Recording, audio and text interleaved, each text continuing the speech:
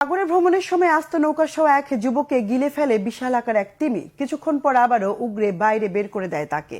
অক্ষত অবস্থায় তিমির পেট থেকে ছেলের বেঁচে ফেরার অবিশ্বাস্য এই দৃশ্য ধরা পড়ে পেছনে থাকা বাবার ক্যামেরায়। চিলির পাতাগোনিয়া অঞ্চলে সম্প্রতি ঘটে যাওয়া ঘটনাটি বিশ্বজুড়ে তুলেছে ব্যাপক আলোড়ন। নেটিজেনদের অনেকেই বলছেন সরাসরি সৃষ্টিকর্তার মিরাকল, আবার অনেকেই খুঁজছেন বৈজ্ঞানিক ব্যাখ্যা। হাফিজুল ইসলামের ডেস্ক রিপোর্ট। বাবার সাথে কায়াক নিয়ে সাগরে নেমেছিলেন ভেনেজুয়েলার যুবক আদ্রিয়ান। হঠাৎ করেই আস্ত নৌকা সহ তাকে গিলে ফেলে বিশালাকার এক তিমি। কিছু বুঝে ওঠার আগেই ঢুকে পড়েন মাছের হা করা মুখে। কিন্তু কয়েক মুহূর্ত পরেই 23 বছর বয়সী যুবককে বমি করে বাইরে বের করে দেয় তিমিটি। পিলে চমকানো অবিশ্বাস্য এই ঘটনা একটু দূরে আরেকটি কায়াক থেকে ক্যামেরায় ধারণ করেন আদ্রিয়ানের বাবা। ভয়ঙ্কর অভিজ্ঞতার এমন দৃশ্য ঝড়ের গতিতে ছড়িয়ে পড়ে ইন্টারনেটে। দক্ষিণ আমেরিকার দেশ চিলির পাতাগোনিয়া উপকূলের মেগেলান প্রণালীতে নৌভ্রমণের উদ্দেশ্যে বাবা দাল সিমানকাসের সাথে সাগরে নেমেছিলেন ছেলে আদ্রিয়ান। ইগল বে নামের একটি এলাকা পার হওয়ার সময় পেছন থেকে শব্দ শুনতে পান বাবা। তাকিয়ে দেখেন ছেলে নেই। ঢেউয়ের দৃশ্য ধারণ করার জন্য কায়াকের পেছনে লাগানো ক্যামেরায় তখন ধরা পড়ে বিশালাকার তিমির তাক লাগানো কর্মকাণ্ড। নৌকা নিয়ে অ্যাডভেঞ্চারে বেরিয়ে এমন দুঃস্বপ্নের মুখোমুখি হতে হবে সেটা হয়তো তাদের কল্পনাতেও ছিল না।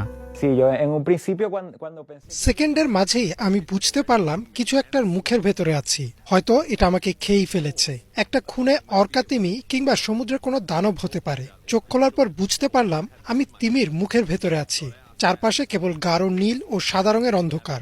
ভাবছিলাম যদি এটা আমাকে গিলে ফেলে তাহলে আমি কি করব।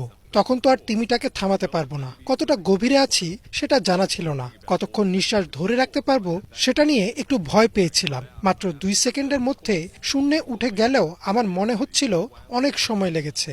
আমি বুঝতে পারি তিমিটা আসলে আমাকে খেয়ে ফেলেনি। তিমির পেট থেকে অক্ষত বের হওয়ার মধ্য দিয়ে আদ্রিয়ান যেন পেয়েছেন নতুন এক জীবন। তবে ঘটনার সময় বাবাকে নিয়ে ভয়ে ছিলেন তিনি। ভেবেছিলেন হয়তো আর বেঁচে ফিরতে পারবেন না। ঠান্ডা পানির কারণে হাত পা জমে সাগরেই হবে তাদের সলিল সমাধি। ছেলের এমন অবিশ্বাস্য ঘটনা নিজের চোখে দেখে কেমন অনুভূতি হয়েছিল দাল সিমানকাসের? পেছনে ফিরে তাকিয়ে আমি আদ্রিয়ানকে দেখতে পেলাম না। সেকেন্ডের জন্য চিন্তায় পড়ে গিয়েছিলাম। একটু পর তাকে দেখলাম পানির নিচ থেকে উঠে আসতে। এর পেছনেই বিশালাকার একটি আকৃতি দেখে মনে হয়েছে তিমিই হবে। তখন তিমির পিঠ ও পাখনা দেখা যাচ্ছিল, তখনও সরাসরি চোখে পড়েনি। আমি নার্ভাস হয়ে গিয়েছিলাম। পরে